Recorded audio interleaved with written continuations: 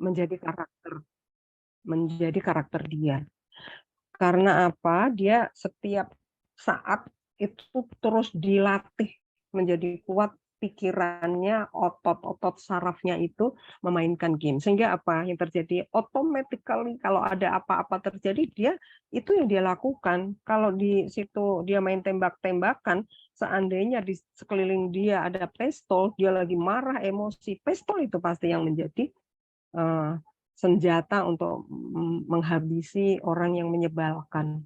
Itu sudah terjadi di waktu itu saya pernah baca di internet di Amerika, dan terakhir akhir-akhir itu ini juga pernah ada anak yang diadili membunuh orang tuanya. Setelah ditanya dia nggak sadar apa yang dia lakukan. Dia pikir itu ya seperti main-main di game yang dia lakukan sehari-hari. Nah ini dahsyatnya itu ya. Oke, jadi intisari dan makna yang kita bisa ambil pada malam hari ini adalah Allah yang Maha Rahman dan Rahim telah memberikan kemurahan tiada terhingga. Tidak mengharap balasan apapun kecuali memberi. Ini mesti digaris bawah ini teman-teman. Tidak mengharap balasan apapun kecuali memberi. Ini Allah sudah contohkan. Kita belajar untuk meneladani sikap seperti ini. Karakter-karakter memberi. Allah mengajarkan inilah cinta yang sesungguhnya. Beberapa teori psikologi juga mengatakan, barangkali bisa di mute ya Sudah Bunda. teman-teman. Oke, terima kasih. Jadi cinta itu memberi. Di beberapa buku yang saya baca, cinta itu bukan menuntut, cinta itu bukan mengatur, cinta itu hanya memberi. Karena cinta yang menyembuhkan itulah sesungguhnya yang memberi. Ketika kita memberi, walaupun itu hanya sedikit, tapi sesungguhnya yang kembali kepada diri kita itu lebih banyak. Seperti Kak Ani bilang tadi, law of attraction, itu hukum alam. Kalau kita menyampaikan kebaikan, kita nggak usah ngomong. Muka senyum aja lah. Makanya di Islam dibilang ya, Masya Allah indahnya itu ya, agama kita mengajarkan bahwa senyummu adalah ibadah, senyummu adalah sedekah. Dan kalau udah dibilang seperti itu, tiada lain kecuali pahala yang berlipat dari Allah. Kecuali balasan kebaikan. Nah, itulah cinta. Cinta itu memberi, dari memberikan kita senyuman, memberikan kita empati, memberikan kita respon yang high class, respon yang terbaik untuk bisa diterima orang di luar diri kita ketika kita mendapatkan stimulus yang tidak mengenakan. Makanya kita harus mendesain itu. Respon apa yang harus aku berikan? Desain seperti apa? Kita mesti berpikir, Allah udah berikan pikiran pada kita. Mau merespon aja harus didesain. Bukan hanya kalau mau bapak-bapak bikin rumah, mendesain rumah, tapi merespon kalau kita anggap hanya sekecil itu, tapi itu membutuhkan kekuatan batin dan hati nurani yang mulia, yang bijaksana. Nah, itulah law of attraction. Apa yang kita alirkan dari diri kita, itu yang diterima oleh orang-orang di luar sana, dan itu akan kembali kepada kita. Jadi ada tarik-menarik di situ. Seperti kalau Bapak Ibu, teman-teman, itu melemparkan batu di atas kolam. Nah, itu kan timbul gelombang. Gelombang akan mengalir ke samping, ke pinggir. Dan setelah itu akan kembali lagi. Nah, seperti itu. Apa yang kita lemparkan, itulah yang akan kembali ke diri kita. Jadi untuk Kak Ani dan teman-teman, Bapak Ibu semua di sini, nanti kalau ingin memperdalam ini semua lagi, inner journey kita, saya insya Allah nanti Bismillah ada tiga materi di dalam bulan Ramadan itu, My Safe Journey with Allah atau Progressive Journey in Ramadan. Jadi harus ada progresivitas, ada kemajuan di Ramadan itu apa sih di dalam tiga materi saya nanti, 3 pertemuan itu yang akan saya bahas, dan teman-teman akan saya kasih beberapa tugas-tugas yang bisa dikeluarkan dari dalam jiwanya ini ada apa melalui tugas di Google Classroom, yang dimana itu nanti akan saya review, sehingga selama ini saya melakukan seperti itu kalau kelas-kelas inner journey, sehingga jerninya itu didapatkan dan apa yang diungkapkan di tugas-tugas yang saya berikan itu nanti terlihat, ini harus dipetakan kemana nih, kondisinya seperti ini nih. Itu membersihkan diri seperti apa, self love-nya seperti apa, ya, cinta dan ma'rifatullahnya itu yang kita harapkan terjadi. Tapi kalau kita masih terbungkus dengan kerak-kerak, tercover hati kita dengan berbagai kerak, itu yang mempersulit diri kita sendiri, gitu ya. Jadi saya mendengarkan ya di salah satu medsosnya Dewi Sandra sebelum dia masuk ke Islam. Sebelum masuk Islam dia mendengarkan petuah dari ustadz gitu ya, ceramah-ceramah dari ustadz gitu. Dan begitu dia mendengarkan itu, dia merasa mendapat hidayah, merasa mendapatkan ilmu, dan dia bilang ilmu itu adalah satu hal yang paling dahsyat yang bisa merubah hidup kita. Dengan ilmu itulah semuanya saya bisa berubah seperti ini. Jadi bagaimana kalau kita menawarkan satu ilmu, kemudian kita sebetulnya membutuhkan, kita tidak menyambut, betapa ruginya kita gitu. Memang Allah sudah sampaikan sebetulnya di pertama kali Al-Quran diturunkan di surat Al-Alaq itu. Bacalah. Berarti Allah itu sudah menurunkan segitu banyaknya ilmu. Maka bacalah. Bukan hanya baca dalam arti tulisan, tapi bacalah alam sekelilingmu, bacalah dirimu, jiwamu. Karena di dalam jiwamu itu kalau kamu mampu masuk ke dalam jiwamu, kamu mampu memahami siapa dirimu, maka kamu akan mampu memahami siapa Allah Sang Pencipta itu. Nah, di sini nanti banyak muhasabah yang harus kita lakukan, tentunya dengan proses yang membutuhkan proses. Jadi teman-teman, satu kebaikan yang kau berikan pada makhluk Allah sama dengan sejuta manfaat yang akan kembali padamu, apakah ini tidak kamu syukuri? Di dalam Al-Anfal tadi ya, yang Allah bilang supaya kamu bersyukur. Ya. Ketika kita memberikan, dan Allah mengembalikan dengan semua yang luar biasa kebaikan, adanya kita hanya syukur. Apakah itu dikembalikan dalam bentuk kebaikan? Apakah itu dikembalikan dalam bentuk ujian-ujian yang menurut diri kita itu tidak mengenakkan dan menyesakkan?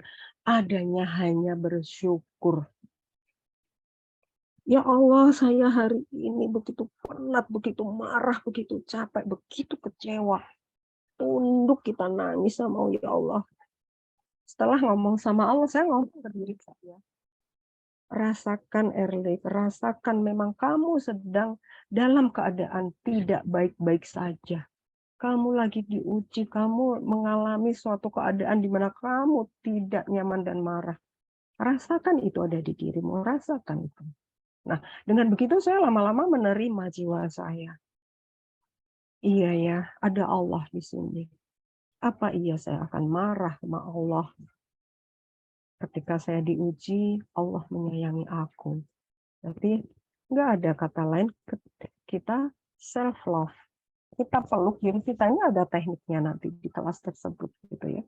Teknik bagaimana self-love, bagaimana membersamai inner child yang masih negatif di diri kita, bagaimana menguatkannya untuk 11 bulan ke depan pada saat Ramadan berikutnya.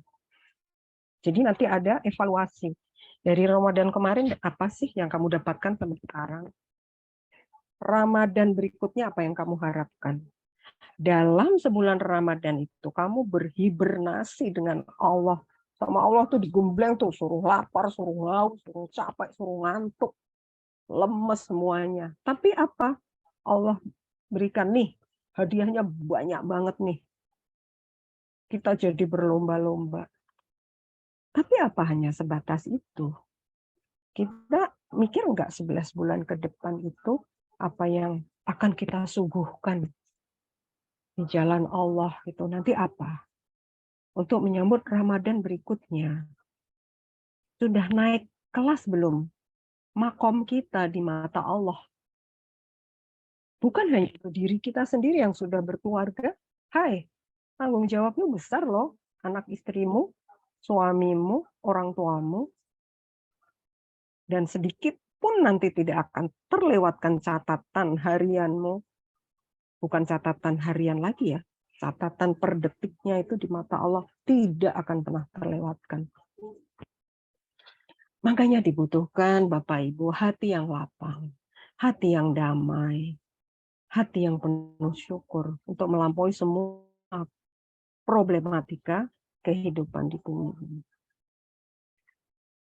Ya, jadi ini Bapak Ibu, teman-teman, kakak adik, Progressive Journey in Ramadan, insya Allah yang akan saya bawakan nanti bersama teman saya, Novi, tanggal 29, tanggal 4 dan 7.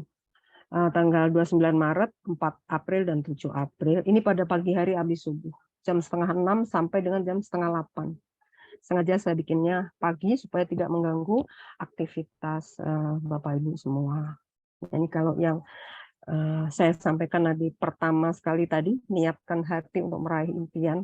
Karena kenapa? Ternyata niat itulah di situ terjadi hormon-hormon yang berproduksi dan merubah karakter seseorang menjadi pribadi yang kita harapkan seperti apa. Nah, itu nanti ada proses di dalam otak hormon-hormon itu. Kita dudukannya di situ supaya kita menjalaninya itu ngerti gitu. Oh, ilmunya itu gitu. Ya. Kemudian ada my journey menemukan makna hidup. Nah, ini my self journey inilah yang saya bilang tadi ada tugas-tugas di Google Classroom. Benar-benar jernih mulai dari penciptaan kita itu seperti apa, dari janin itu seperti apa, sampai kehidupan kita saat ini yang kita alami, dan mau apa masa depan kita. Ya, itu hanya di tangan kita. Dan itu ada di bumi ini. Jadi kita memang harus menjalani surga dan neraka kita itu sekarang ini, saat ini. Yang menentukan saat ini, nggak ada waktu lagi teman-teman. Begitu kita mati sudah selesai, nggak ada waktu lagi. Masih banyak yang harus kita benahi. Saya merasa masih banyak. Masih compang-camping saya itu. Masih harus membenahi anak saya, mantu saya, cucu saya. Itu masih menjadi impian film kehidupan yang panjang yang saya bikin. Kita harus punya film kehidupan. Ya. Kemudian kedamaian Ramadan, menguatkan self-love. Bagaimana kita sebetulnya menguat dengan Allah untuk 11 bulan ke depan. Tapi kita walaupun kita nggak tahu ya sebetulnya hidup kita sampai berapa hari lagi, berapa jam lagi, atau berapa tahun lagi. Ini nanti silakan teman-teman, nanti kita akan share juga di grup pendaftarannya. Materi saya sepertinya sudah habis. Alhamdulillah. Terima kasih banyak. Ya Allah, saya kembalikan kepada Mas Andi ya. Siap.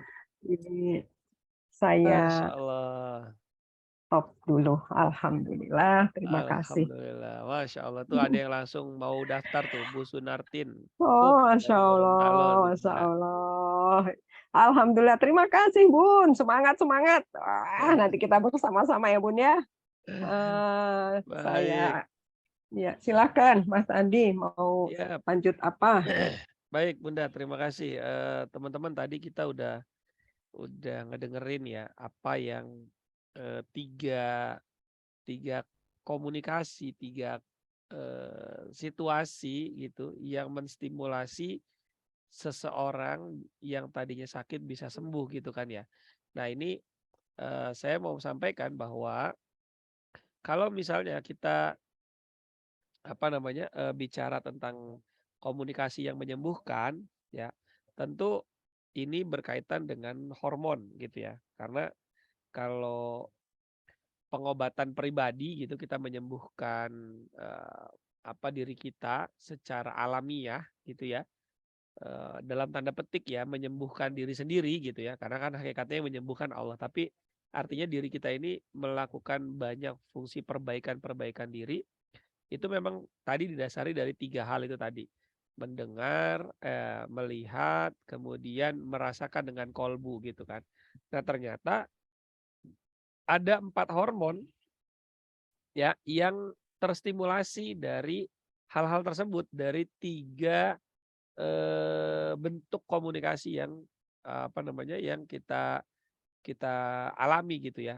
Contoh misalnya ketika kita bicara mendengar gitu, mendengar.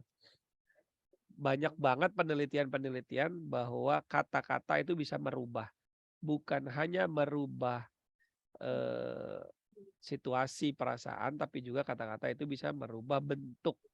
Ya, contoh yang sudah diuji adalah air, begitu kan. Itu sudah umum kita ketahui bahwa, eee, ada 2 air, yang satu dibacakan, ayat-ayat Quran, yang satu diperdengarkan suara-suara yang merusak, ya, suara-suara yang, mencaci maki, berkata kotor dan lain sebagainya. Ternyata bentuknya juga berubah, molekulnya juga berubah dan ternyata, dalam diri kita juga begitu. Kenapa sih kemudian diri kita bisa begitu? Nah, ketika kita mendengar teman-teman, ini patofisiologisnya ya, secara sederhana yang saya coba, berikan. Jadi telinga kita itu kan mendengar ya, telinga kita tuh mendengar segala sesuatu yang ada di lingkungan kita. Nah, telinga itu ternyata dia adalah jendela dari ginjal, gitu ya. Telinga itu jendela dari ginjal. Maka ketika ginjal kita bermasalah, telinga kita kadang kadang suka berdengung tuh. Jadi buat teman-teman yang telinganya sering berdengung, yang konon katanya kita harus bersolawat begitu ya, karena Rasulullah, sedang, merindukan kita gitu. Sejatinya itu adalah, kita yang sedang bermasalah dengan ginjal kita, gitu. Nah, lalu kemudian apa yang, dirasa ketika kita mendengar sesuatu yang, eee, apa, yang baik gitu, sesuatu yang membahagiakan. Maka otak kita gitu ya, otak kita itu akan menstimulasi ada hormon yang keluar, yaitu yang pertama itu adalah hormon dopamin. Dopamin ini juga, keluar dengan, eee, sensasi yang menyenangkan gitu ya, sensasi yang menyenangkan. Yang kemudian ini juga bisa mendamaikan gitu. Ketika kita mendengar kata-kata yang baik atau kita memberikan kata-kata yang baik. Kemudian yang kedua yaitu hormon serotonin. Nah, hormon serotonin ini dia bisa membantu suasana hati, membuat tidur bisa lebih nyenyak. Nah, jadi buat teman-teman nih mungkin yang tidurnya nggak nyenyak, nah bisa jadi teman-teman banyak mendengar sesuatu yang menyakiti hati dan lain-lain sehingga kemudian ini merubah suasana hati akhirnya sulit tidur. Lalu juga nafsu makan ya. Nah, nafsu makan juga bermasalah itu karena serotoninnya bermasalah. Maka ketika kita mendengar yang baik-baik, kita memberikan kalimat-kalimat yang baik, kalau anak kita atau pasangan kita lagi nggak nafsu makan, nah berikan kata-kata yang baik. Itu akan menambah nafsu makan tuh. Jadi nggak cuma dikasih kunyit temulawak, tapi juga kata-kata yang baik, gitu ya.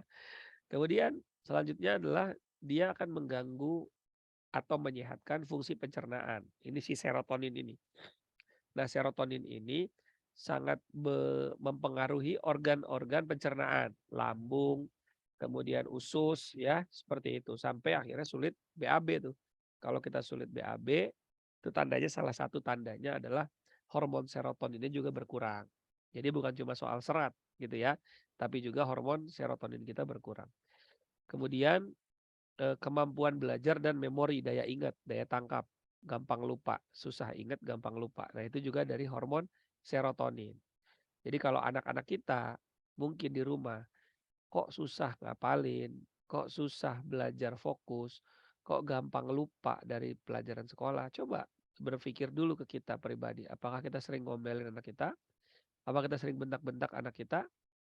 Yang akhirnya itu malah membuat pendengarannya menstimulasi keluar merusak hormon serotonin itu sendiri, gitu ya. Kemudian ada juga hormon yang namanya oksitosin.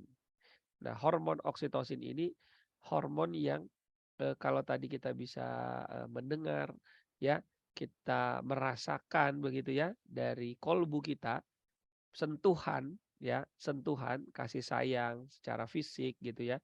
Sentuhan antar pasangan misalnya berpelukan begitu kan. Kemudian ibu dengan anak mencium kening anaknya gitu ya.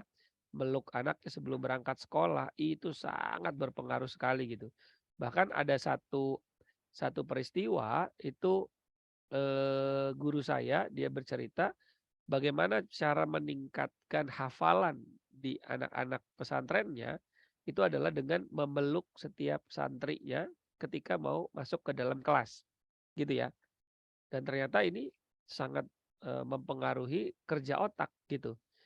Nah, kenapa? Karena yang disentuh bukan cuma fisik, tapi kolbunya. Ketika kolbunya disentuh, maka hormon serotoninnya itu akan membanjiri, hormon oksitosinnya akan membanjiri. Sehingga kemudian akhirnya jadi, apa, akan jadi daya tangkapnya, daya ingatnya, fokus belajarnya itu menjadi lebih baik gitu. Lalu kemudian yang terakhir adalah hormon endorfin. Nah, hormon endorfin ini hormon yang anti nyeri alami, pereda nyeri alami. Kalau kita mungkin kalau obat-obatan kimia tuh ada namanya parasetamol gitu ya. Nah, parasetamol itu juga salah satunya menurunkan demam, meredakan nyeri. Nah, ternyata dalam tubuh kita ada namanya hormon endorfin. Dia bisa membantu meredakan nyeri terbaik gitu ya. Dibanding tadi hanya sekedar parasetamol gitu ya. Jadi, oh ya sebentar.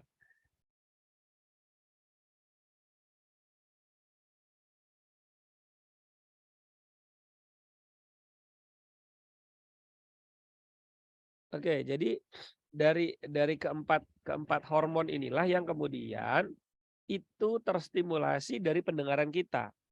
Contoh lagi misal, contoh lagi ketika kita bicara mendengar, mendengar ya, melihat. Melihat itu mempengaruhi hormon apa? Melihat itu salah satu hormon yang berpengaruh adalah hormon kortisol. Apa sih hormon kortisol? Kemarin saya udah jelasin tuh waktu di Healthy Series ya, yang stroke. Jadi hormon kortisol ini adalah hormon yang keluar dari ginjal. Ketika dia keluar dari ginjal, dia akan memperkecil pembuluh darah. Pembuluh darah itu akan otomatis mengecil dia, ya. Dan tensi jadi naik. Tensi jadi naik. Hormon kortisol keluar itu akan membakar lemak. Hormon kortisol keluar, dia akan membuat tubuh berkeringat. Tapi kalau kortisol keluar berlebihan, nah dia akan menyebabkan pembuluh darah perifer atau dinding pembuluh darah kita itu menjadi rapuh, dinding pembuluh darah kita menjadi keras, kemudian bisa terjadi pecah pembuluh darah. Bagaimana mekanisme antara melihat dengan kortisol keluar? Mungkin di antara teman-teman ada yang suka ngelihat film horor, ya, film-film pembunuhan, film setan gitu ya, film di Indonesia kan banyak film-film Jailangkung, film macam-macam tuh ya, Pengabdi Setan dan lain-lain. Itu indera mana yang mempengaruhi tiba-tiba kaget, deg deg deg gitu ya, jantung tuh deg-degan. Ya, itu penglihatan yang pertama, kedua baru pendengaran gitu. Coba kalau kita merem, kira-kira kita jadi ini nggak, kita jadi takut nggak kalau merem? Ya, dalam nonton film serem nih di bioskop, kita merem aja. Itu walaupun suara bioskopnya deng-deng gitu kan, keluar muka orangnya, muka setannya gitu, kita nggak bakalan ini, jantung kita nggak bakal deg deg deg gitu ya, nggak bakalan kaget. Karena telinga kita tidak merespon hormon kortisol itu. Tapi mata kita lah yang merespon hormon kortisol itu keluar gitu. Contoh lagi, misal kita melihat ada apa namanya? Ini masih berkaitan dengan mata. Mata bisa mempengaruhi jiwa kita. Salah satunya misalnya kita nonton Tali Kasih misalnya, Tali Kasih atau di TikTok tuh banyak orang yang ngasih-ngasih duit ya, sosial eksperimental dan lain-lain, yang mereka berdua nangis-nangisan gitu kan. Apa yang terjadi dalam hati kita? Sedih juga kan?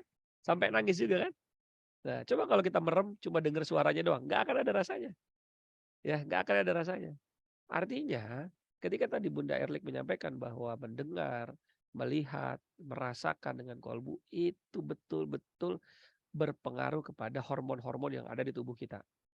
Nah, hormon-hormon penyembuh ini yang 4 tadi itu ya, dopamin, kemudian, apa namanya, serotonin ya, lalu kemudian juga ada, oksitosin, kemudian juga ada endorfin.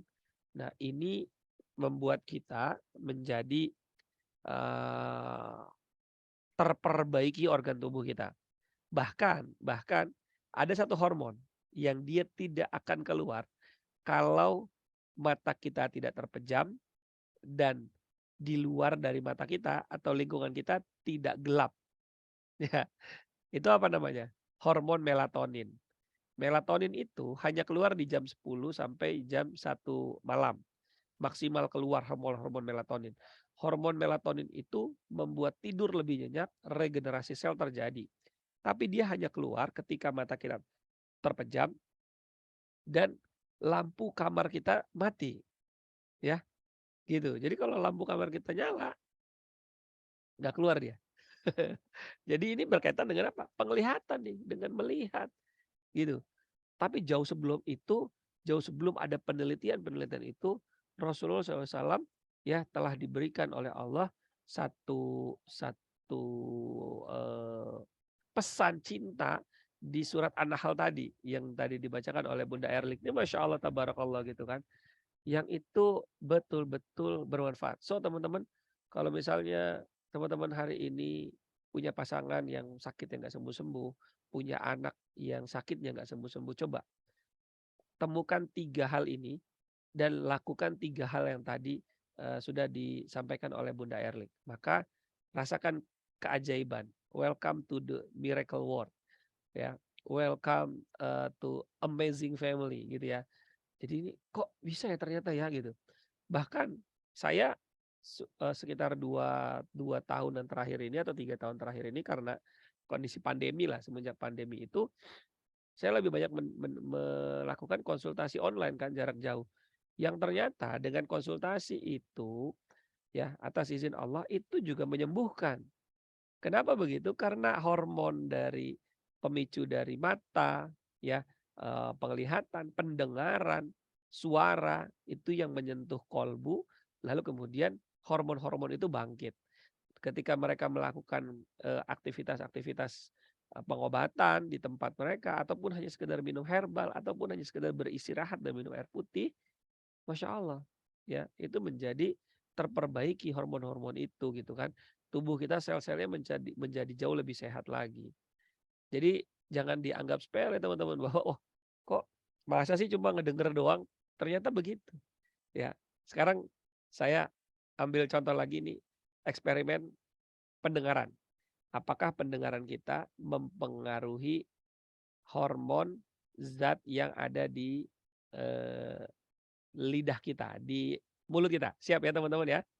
Oke, kita eksperimen ya. Siap? Kalau boleh siap jawab di kolom chat. Yang siap mengikuti eksperimen ini, eksperimen pendengaran. Apakah pendengaran kita akan mempengaruhi, mulut kita, mempengaruhi suasana kita? Siap, Bunda Erlik, siap ya? Oke, siap. Sekarang merem teman-teman, jangan lihat kamera, jangan lihat handphone, dengarkan suara saya. Dengarkan suara saya, abaikan suara motor-motor yang lewat ya. Ya, oke. Tunggu dulu sebentar. Teman-teman, ini menggunakan kolbu kita dan hati kita dan perasaan kita, pikiran kita. Bayangkan di depan Anda ada satu buah jeruk lemon, warnanya orange, segar,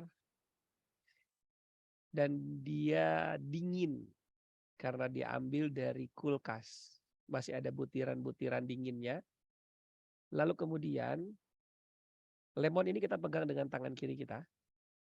Lalu kita letakkan di atas talenan di depan kita. Lalu kemudian kita ambil pisau.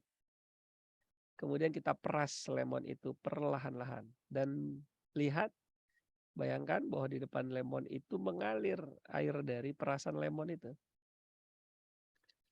Lalu kemudian kita masukkan perasan lemon itu ke dalam wadah, gelas.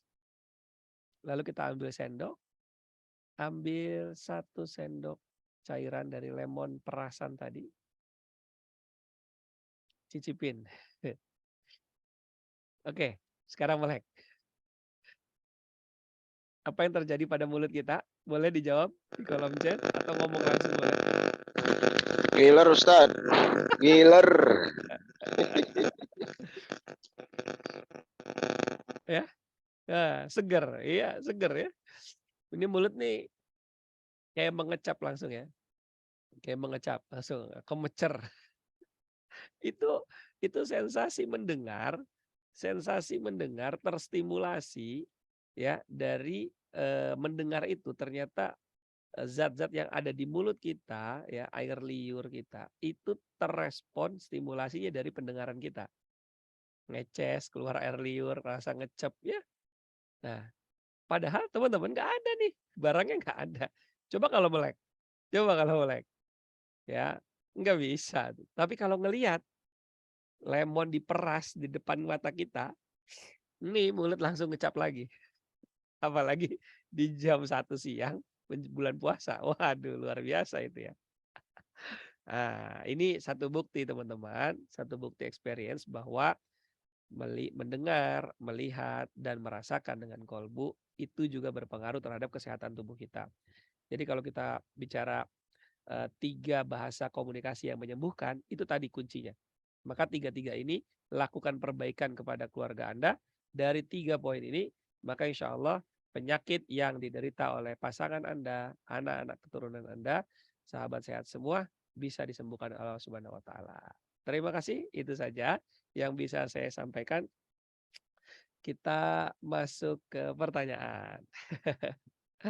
Kita tambahkan Luar pertanyaan lagi ya, Bunda biasa. Erlik ya. Luar biasa, Mas Andi. Saya baru mendengarkan gitu ya. Ternyata relate banget kan dengan apa yang Allah berikan kepada organ kita. Kalau saya tadi memaknainya secara psikologis itu bagaimana masuk ke dalam kolbu, dan ini ternyata luar biasa juga dampaknya secara fisik ya. Dari Betul. hormon-hormon yang keluar itu kan fisik, yang di tubuh kita itu banyak sekali hormon, dan itu ternyata sangat vital fungsinya untuk di semua organ dalam tubuh. Betul. Makanya saya ada materi yang judulnya itu midlife. Midlife Woi, itu kan orang mantap. Parubaya ya. Midlife crisis. Ternyata ketika kita sudah mulai masuk midlife itu hormon itu sekian persen menurun, apa yang terjadi dengan di diri kita itu banyak hal ternyata, tapi secara psikologis itu bisa di satu materi sendiri. Kayaknya kita perlu bikin series kedua ini. Itulah Mas Andi, Ya, mudah-mudahan barokah sehat gitu ya, kita amin, bikin amin, amin. seterusnya Ini biar sebelum kita sehat tutup lahir nih, batin. Bunda, ini ada Silakan. pertanyaan nih. Hormon kortisol, hormon yang bisa menimbulkan stroke, bukan menimbulkan, dia menjadi salah satu pencetus. Ya, jadi kalau di ilmu tentang stroke itu kan ada ada namanya P3DAS, pedas gitu ya. Penyebab, penyumbang, pencetus gitu kan. Kemudian dampak, akibat, dan solusi. Nah, si kortisol ini masuk di pencetus ya. Ketika kortisolnya keluar, pembuluh darah otomatis mengecil. Ketika pembuluh darah mengecil, si jantung pompanya jadi lebih kuat. Sementara ketika ketika pembuluh darah mengecil, lalu di pembuluh darah kita itu sudah ada plak, dia akan lagi kecil. Ketika masuknya di kepala ini mengecil, akhirnya apa yang terjadi di apa namanya pembuluh darah otak? Sel-sel otak akhirnya nggak dapat oksigen, lalu seketika mati. Nah itu namanya stroke iskemik, penyumbatan, begitu kan? Karena kecil tadi itu. Tapi kalau kemudian si pembuluh darah kita, dinding pembuluh darah kita ini rapuh, ketika kortisol keluar, pembuluh darah tuh mengecil, dia tidak elastis, dia tidak lentur macam ini gitu ya, tidak lentur. Dia tegang, dia kaku, dia pembuluh darah mengecil, tekanannya lebih kenceng, sementara pembuluh darahnya sudah tidak elastis, dia sudah rapuh. Yang terjadi apa? Pecah. Namanya stroke hemoragik. Jadi kalau dibilang apakah kortisol bisa menyebabkan stroke? Tidak juga. Karena kortisol dibutuhkan tubuh untuk apa? Membakar lemak, metabolisme. Ya, jadi pembakaran lemak. Kortisol itu seperti api dalam rumah. Kalau kecil dia bisa buat masak jadi teman. Bisa buat makanan, ya, bisa makanan jadi matang dan lain-lain. Tapi kalau apinya besar, dia membakar rumahnya. Kortisolnya kalau terlalu banyak keluar, dia membakar tubuh kita. Ginjal kita juga menjadi bermasalah. Jadi makanya telinga itu juga bagian dari jendelanya ginjal. Pokoknya kalau telinganya sudah berdengung, berarti ginjalnya masalah. Segera minum herbal, segera minum air putih yang banyak. Seperti itu, Bunda Sulis ya.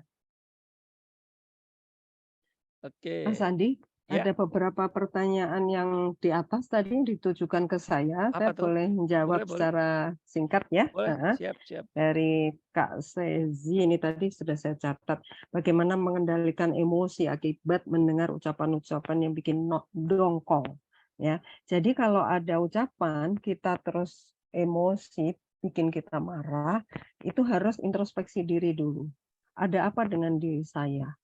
Apakah kita sudah memiliki self control untuk diri kita sendiri dalam mengendalikan diri ketika menghadapi stimulus-stimulus dari luar tersebut yang saya bilang tadi. Di luar itu banyak sekali hal yang membuat kita bisa emosi, bisa kecewa, bisa sedih dan bahagia dan seterusnya. Nah, itulah kita yang harus menyiapkan diri, mengemas bagaimana mendesain respon terbaik untuk hal-hal di luar diri kita, maka dibutuhkan self control. Self control itu ibaratnya seperti ini Bu Sezi. Kalau kita nonton TV, kita kan punya ini tuh remote control ya.